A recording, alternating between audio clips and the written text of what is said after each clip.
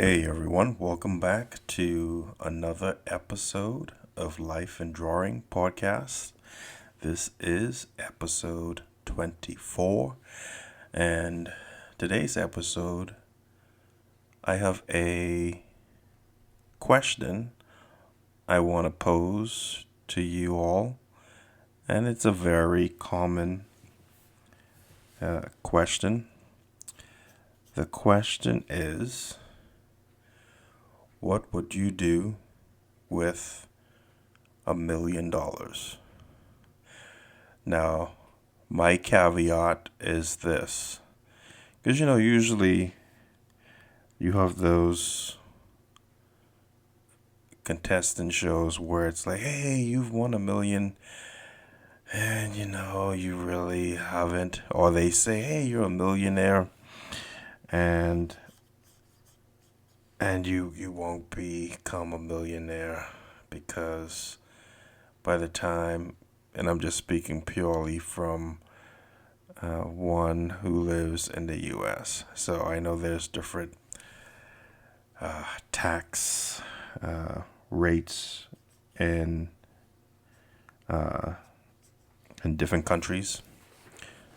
Some actually tax their taxes are higher than the ones in the U.S. And so that's something to be grateful for. Although it still is taxes, but taxes are needed. Where was I going with this? Oh, yes. So some TV shows would say, "Oh, you're a millionaire," and it's like, no, you're not, So by the time you pay your taxes, and depending on which state you're in, and you know, you may get away with half that, or maybe 2/3 of that, which is still a lot of money, particularly if you you didn't come from a lot of money, right? So even 100K tax fully cleared, that's a lot of money. So yeah. So with my question, what would you do with $1 million? It's $1 million tax cleared, in your bank account, yours to do with as you please. Um, and so you could list in the comment section some things you would do or think of doing if if you if you won, if you were if you had $1 million clear and free. Yeah, what would be some of the things you would buy? You would buy what? Would you buy a house? Would you buy a car? Like, would you buy like a newer car than the one you currently have? I think I would. And I don't even know if I would buy something like spanking brand new, you know? Although, man, that would be so tempting too, because I personally have never owned like a brand new car. And and I know for many or for some, that's like, oh yeah, that's very smart, because cars lose their value, they depreciate the second you drive them off the lot. And so, although depending on what type of vehicle you buy, um, you know, that can that may not always be true. If you buy a vehicle that, for whatever reason, may have a high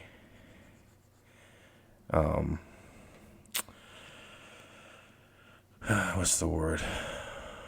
Not necessarily resale value, but man, what's the word? Come on, Michelle. Um, Collector's value, and so and then that's an investment, you know. But I think I would. So currently, where I live, it's a great spot, but we don't have high speed internet. So I would move and buy a house that has high speed internet. That would be the first. That would be one of the first things I would buy. Um, Actually, I think I'll probably buy a truck first, so that when it comes to moving into this new house, I'll have something to put the stuff in. so yeah, so that's what I would do. I would yeah, I'd buy a house. Um, I mean, we have a mortgage right now, so it'll just be basically buying like a bigger, a little bigger house, accommodate the boys, and um, uh, high speed internet. That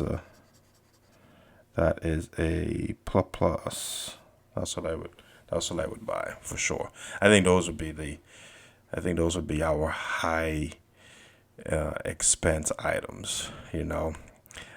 I won't go into like buying like jewelry and all that stuff because that's you know the value in that just appreciates greatly, and so um, I I know for a fact I wouldn't do that.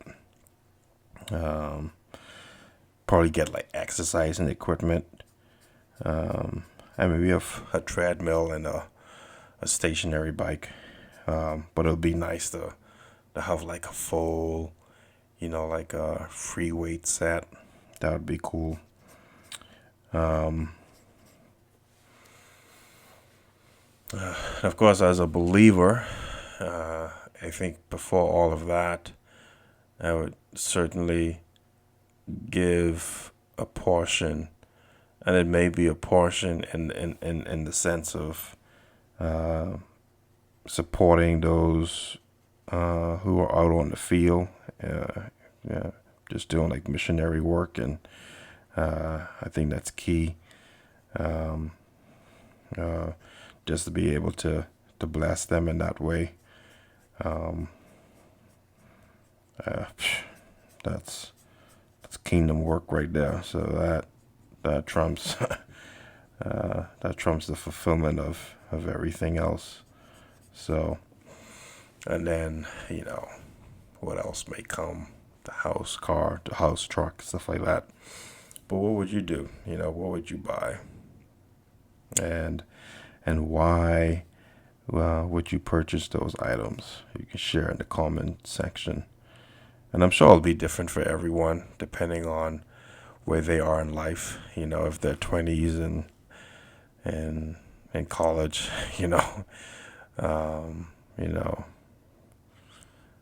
they may, if they may move into a better rental space, uh, improve um, their living arrangement. Um, Make their roommates or live on their own. Won't need to, won't need a roommate any longer, right? Uh, I don't know, that could possibly create some situations that you don't want. So, um, and then secondly, what would you do? After you've bought or supported or gave money to a cause, you gave money back to church, or so you've done that, you know What do you do, or what would you do? Would you still go back to work? And again, I think this question kind of hinges on the individual and where they're at. I think I've heard stories of folks who have won the lottery and they just continue to work, where they were working because they truly enjoyed it and they just continued with it. But I know for some of us who are working working in the environment we are in because we just have to, and I don't think we'll be still doing that type of work or still be in that environment. And so I know I wouldn't. I'll still be respectful. Give my 2 weeks notice. I think that's important. I think it's important to maintain just a high level of character and principle. And so, especially when you feel that you don't have to, I think that's when it should be done. It should be done more. And so, but yeah, I totally wouldn't stay and continue to do what I'm doing. It'll give me more opportunity to do this, just to draw and create. Just the freedom of time. Time is my number one nemesis. There's just not enough time in a day, and then sometimes when you do have time, you're so run down.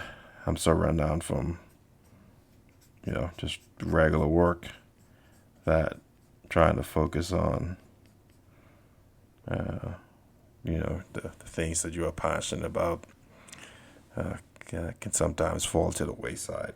So that's what I would do. I would definitely give my 2 weeks notice and just focus on my artwork, focus on the things that I'm passionate about. That as you probably can tell, that's a fantasy of mine, indeed. But what do you guys still do? How would you sustain the cash flow? And hopefully there would still be a significant amount of cash, and hopefully it wouldn't have been blown. Um, so we got to think about that. Just what will you do afterwards to sustain whatever balance of cash flow you have, and that's key. Because if folks who were multimillionaires can go broke within a few years, and sometimes, albeit, it's based upon sometimes like bad investment risk that were taken, and then some was just poor management of their funds, and that's key.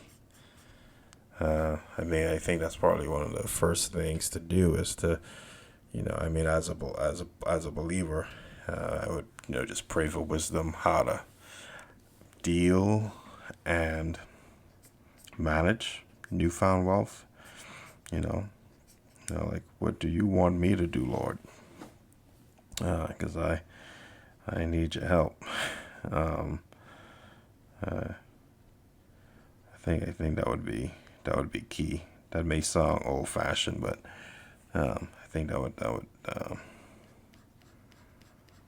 would be a wise thing to do, to ask and call for wisdom. And so this may be a shorter episode. It's 11:55 p.m. on August 5th.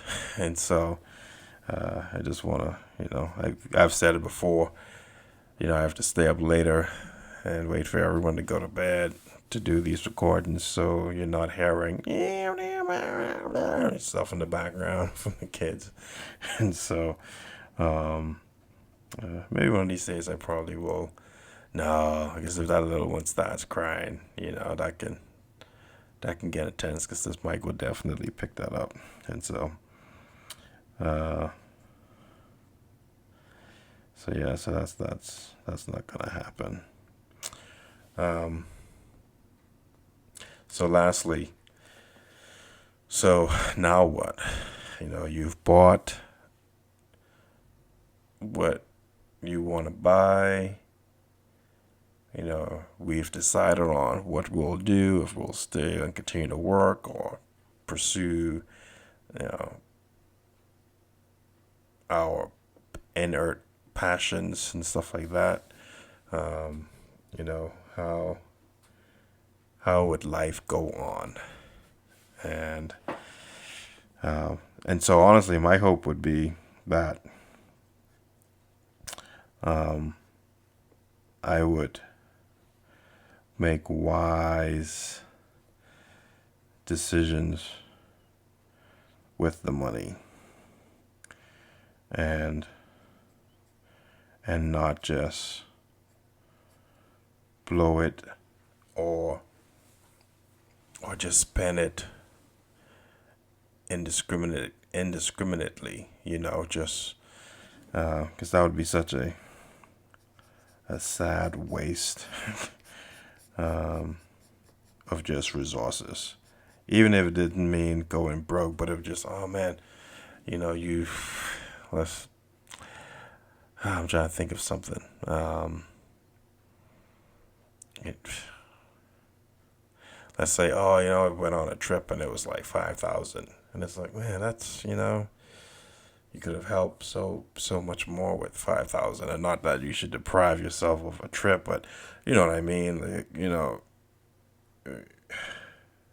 how would life go on in the light of us having $1 million and having several hundreds of thousands left over from, particularly if we were more frugal, particularly if we decided to still work, and so we're not just burning through the cash. Um, now what? How do we continue with life? Sorry guys, I'm not I'm getting distracted. I'm not even drawing. My bad. This is life and drawing, Michelo. And so yeah, how would you go on with your life? How would you continue to uh, have the same fire and drive to to continue with whatever endeavor you had before? Because the thing with crazy success is, because sometimes I experience that in small dosages. Let's say if I had an art project and I did it, I finished it, and I'm very pleased with it. Sometimes I'm like, okay, that was good. I can chill. And I remind myself, no, you can't chill. You gotta do more. You gotta create. Build your portfolio. Keep it moving. Because it's easy to get complacent, and particularly if you don't have to fight for every piece. Um, you lose that perspective of, oh yeah, I gotta keep this thing. I gotta keep this thing going. Because who else will? And so, and I think that's why it's important just to have a very clear mindset from the beginning to truly understand, your worldview and how you view others. I think all of that can play a huge role in and what would be done or can be done. And um,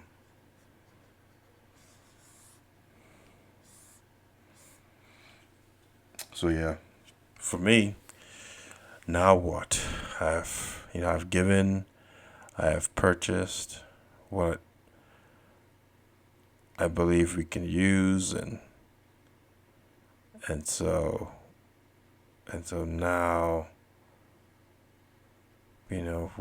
what do I do now? um, Honestly, I continue with that same trajectory. I continue to that second question. What's next? What do you do? Uh, Continue to pour into my passions, perhaps seek out new and different passions, and who knows what can happen, what can transpire from that. And I mean, that would be just simply amazing. And so yeah, so all those hypotheticals. I'm so sleepy. I know I shouldn't say that, but I just gotta keep it real. And my throat, I don't know.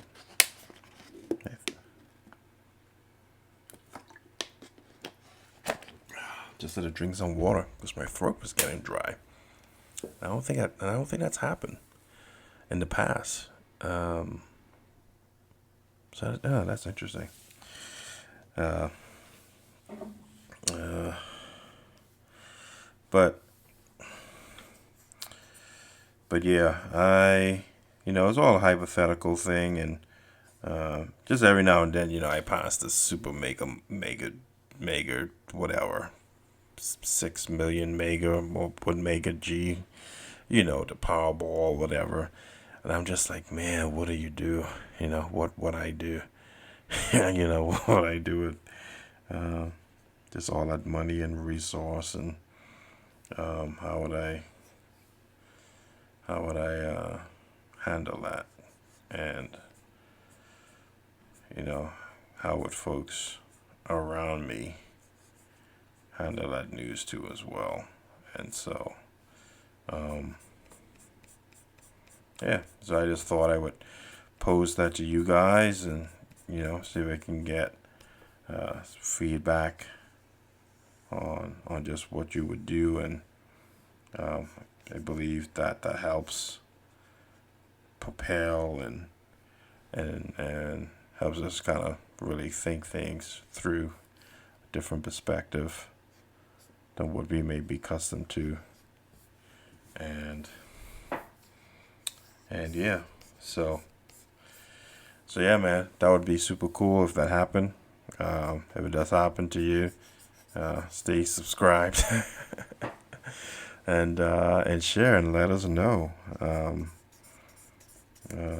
So like I said, this is, I don't know. I was trying to do like lamp poles and sort of like street type thing, but this is not this is not panning out. And so, if any of you do win, man, God bless you. Seek financial structure and guidance. I think that's key. Ultimately, seek the ultimate guidance from Yahweh, and and and man, that would be just a wonderful gift, I'm sure. And so yeah, man. So what would you do with $1 million? Would you spend it all? Would you try and invest some in it? Would you try and invest some in other people's lives. What would you do with $1 million? There's so many things I can think of. And the crazy thing is, sometimes folks say $1 million is not enough. And I vehemently disagree with that. Because if you didn't have $100 and you found 100, or was given 100, or came across 200, you're like, man, that's crazy. That's a lot of money, and it is. And so anyway, so just a little bit of a hypothetical fantasy, to get our thoughts, get some thought discussion among yourself, and to see how you would react. And so, yeah, and so with that, I will call this a quits right there. I'm sorry, didn't really add much of anything to this. Like I said, I am a bit sleepy, so I'm somewhat distracted, and for whatever reason, my throat is drying up more than usual, and all the previous podcasts, I think I would occasionally have like a bottle of water, but I was never consciously thinking of, hey, you gotta drink this because your voice is starting to fade, and so it's weird. So as I wrap up, excuse me, be sure to go to my Facebook page, facebook.com/MichelO'Lully. Be sure to check out my Instagram too as well. That's @MichelO'Lully. And what else? Yes, you want to support what I do and what I would like to do further, you can go to patreon.com/MichelO'Lully. I think I don't know if I'm sure with Facebook, but with Facebook it's facebook.com/MichelO'Comics. I'm not sure I've made that distinction. And so, thanks again for tuning in. I didn't really hold up the end of the drawing part that well, so my apologies for that. I will make sure that I do better with that. And so, thanks for listening to another Life and Drawing podcast. This is podcast episode 24. Topic: what would you do with $1 million? Share your comments, some of your thoughts, and if you can. And aside from that, thanks for viewing. Have a good evening, night, morning, or afternoon. Peace.